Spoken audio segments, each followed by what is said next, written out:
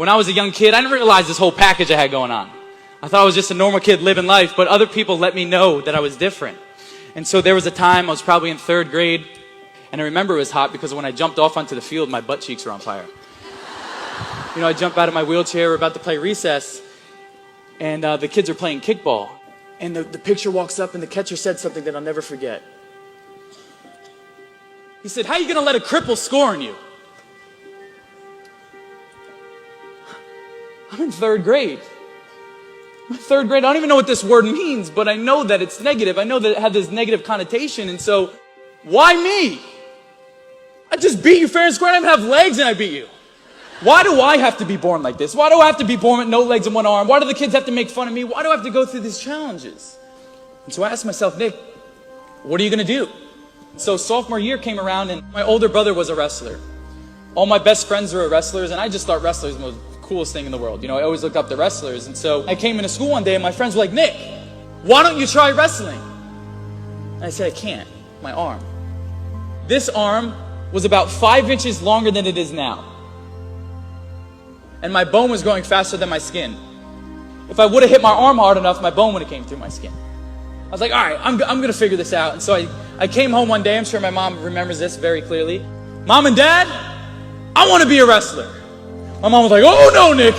God forbid. You know, wrestling's the most physical sport. What are you going to do if your bone comes through your skin? What are you going to do then?"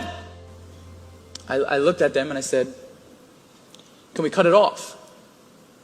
They said, "First off, Nick, the right word is amputate. You're so aggressive with your words. But can we do something about it? It's holding me back." And, you know, they said, "Nick, is this something that you really want to do?" And I said, "Yeah, you know, I want to become a wrestler. This is something that I really want to do." And, you know, my sophomore year, my parents went ahead and scheduled the appointment for me to amputate my arm. And so they lasered 5 inches of my bone off. And I remember right before I went into surgery, I looked at the doctor. I said, "Doc, if I can't beat someone over the head with this when I come out, like, we're going to have a problem." I had about 17 stitches in my arm, and I go back to school with this big smile. I swear I was the happiest kid that just cut his arm off. And I remember how excited I was. I remember how excited I went back to school. I looked at these people. I said, "I'm going to become a wrestler."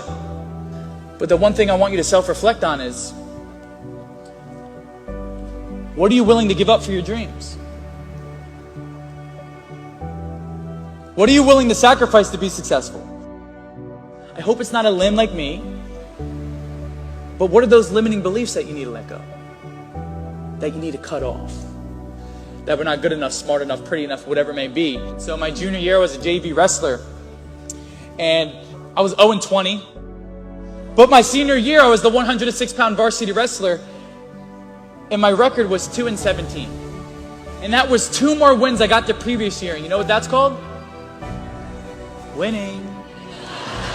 Progress. No one's coming to save you. The only person that's going to make a drastic change in your life, whether that's physically, mentally, emotionally, spiritually, the only person that is going to dig you out of your hole is who? You. And that's all I wanted people to see, because in life all deals us a deck of cards, right? You may think your deck of cards is amazing. You may think your deck of cards is mediocre. You may think your deck of cards is very bad. But it's our duty to play that hand to the best of our ability. If you agree, say yes. What I've realized over the 23 years of my life, it's not the physical body that holds us back. The biggest disability you can have is a bad mindset. What are you willing to sacrifice for your dreams? What are you willing to give up? And when you walk outside of these doors, what are the limiting beliefs that you're going to let go?